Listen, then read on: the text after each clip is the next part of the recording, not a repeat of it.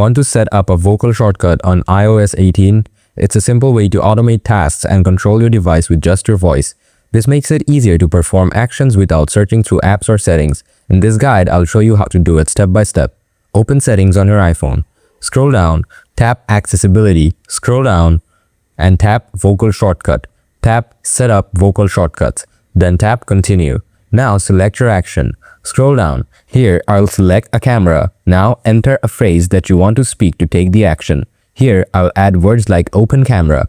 Tap Go. Now, I need to say the phrase 3 times, like open camera, and open camera. Keep in mind you can say whatever you want to say for action. Tap Continue. Now, just open camera of whatever you set your phrase. Now, you'll see the action will happen. If I say open camera, it will open my camera automatically. Repeat the same steps to add as many actions as you need with the vocal shortcut.